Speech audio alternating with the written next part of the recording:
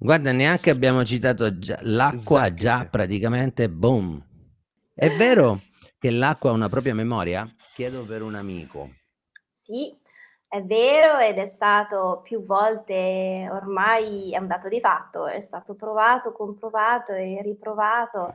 Quando inizialmente dicevo che mi sono svegliata con questo, la memoria dell'acqua, io non avevo mai sentito parlare di lui, e di Masaru Emoto.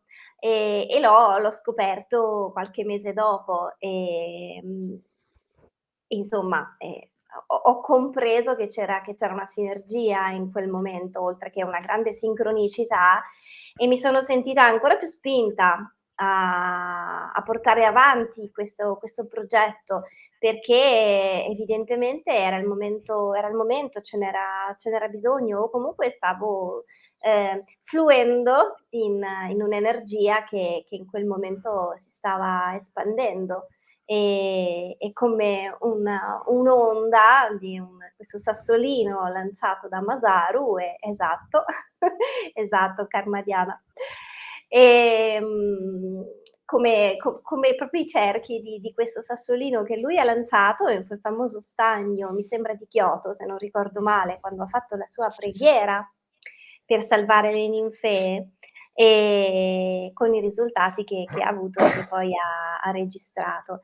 E da lì poi anche noi abbiamo diversi luminari autorevoli che hanno iniziato a occuparsi, interessarsi, o che già lo facevano. Partiamo da Parmenide, se vogliamo andare indietro, perché Ha comunque voglia, ha volendo voglia, ha proprio, voglia. volendo proprio iniziare, non stiamo scoprendo nulla di nuovo, lo stiamo riscoprendo alla fine. Ma tra E... le altre cose Masaru Emoto, no, è bello perché nelle sue interviste lui è un ricercatore, uno scienziato giapponese. Era purtroppo. Sì, beh, allora se lo dico a un nostro ex ospite mi dice: "Non si dice era, si dice Non si è". Okay, va bene. Allora io non so mai da che parte prendere, però va bene così. Beh, no, è Ma la vero, se ci pensi. Se ci pensi è vero, no, Sì, sì sì, Tara, sì. sicuramente. E lui diceva: "Io non sono uno scienziato, un ricercatore, io sono semplicemente un bambino che vuole realizzare i suoi sogni e noi Sì. siamo venuti qua su questa terra per realizzare i nostri sogni". E questa è una cosa che mi è sempre rimasta impressa e me la porto un po' nel taschino ogni tanto quando vado in giro. La cosa bella sua è che ha preso l'acqua, l'ha ghiacciata e l'ha fatta diventare un cristallo e si è reso conto che adesso mando una cosa in Mh-mh. sovraimpressione, eccola qua. Si è reso conto che se lui all'acqua faceva ascoltare, per esempio, la sinfonia di Mozart, allora l'acqua prendeva questa forma, la prima su in alto a sinistra. Se oppure mandava pace all'acqua, prendeva la seconda forma verso il basso, Sì. l'amore, no, oppure la differenza tra la forma del cristallo dell'acqua quando viene detto amore o quando viene detto, ti odio, Belle le ultime 2 in basso a destra Sì. perché è l'acqua prima di una preghiera e l'ultima è l'acqua dopo una Dopo preghiera. una preghiera.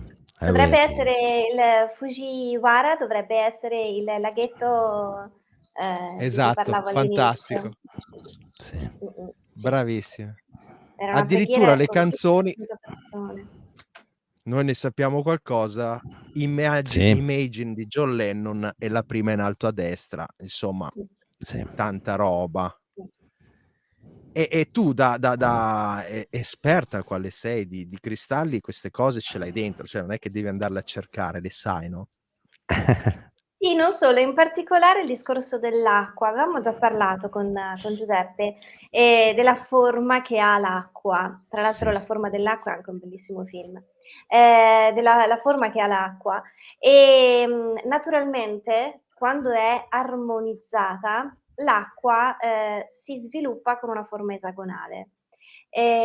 Questo vedere le immagini precedenti, no, alla fine amore, pace, odio, un certo tipo di musica, un altro tipo di musica, noi vediamo una forma diversa, in realtà si può parlare di ciò che sarebbe naturale, spontaneo e quindi armonico, e qualcosa che invece devia dall'armonia e dalla naturalezza delle cose. Per cui, come a dire che l'amore è la cosa più naturale che ci potrebbe essere, che che permette all'acqua di manifestarsi nella sua pienezza e nella sua veridicità, e invece ciò che non è amore e che inizia a essere il suo opposto o complementare, a seconda dei punti di vista, da olista, nella visione olistica comunque sia, non è opposto, è complementare, però comunque si discostano, è dissonante in qualche modo, porta alla non manifestazione della propria essenza, dell'essenza dell'acqua in questo caso, ma anche della nostra essenza. Come dice Del Giudice, siamo praticamente fatti non solo per la maggior parte, ma quasi tutto di molecole d'acqua, e quindi non è poca cosa l'acqua, insomma, armonizzare ciò di cui siamo fatti, queste molecole di acqua, ci porterebbe a uno sviluppo armonico di tutto ciò che siamo e alla manifestazione di tutto ciò che siamo. C'era un C'è chi lo commento a cui volevo definisce... rispondere. A chi? Adesso li facciamo i commenti. Li vedi, aspetta, ora arriviamo. Tranquilla. Sì, Se non che vedi mi ha l'ora. colpito quando è arrivato, di Stefania. Infatti Allora, avevi dai, parlato mandiamolo, Giuseppe, di Lo dai. tengo. deviazione, allora lo mandiamo, no? Stefania chiede Ecco, come lo si passata la gatta. spiega?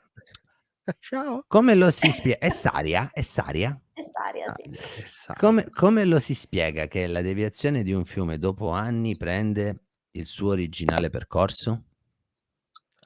Allora, non posso dire che ci sia una risposta, o perlomeno di avere una risposta giusta, però posso dire che la mia risposta è che, in particolare, innanzitutto tutto tende all'omeostasi e quindi all'equilibrio, e se una cosa come un corso d'acqua o un bosco è lì, è perché è lì che a livello di efficienza, efficacia, armonia dovrebbe essere, e se viene deviato poi torna dove è giusto che sia, dove è saggio che sia, perché è stato messo lì e si è messo lì seguendo la saggezza, l'armonia, l'efficienza e appunto perseguendo questo obiettivo che è l'omeostasi, Ha l'equilibrio.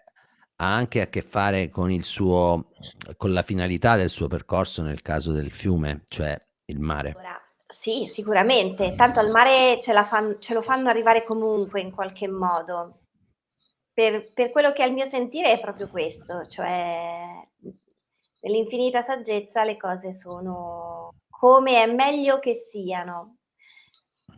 È vero che ci sono i cambiamenti, ma sono lenti, quando sono bruschi e provocati raramente poi durano o perdurano nel tempo.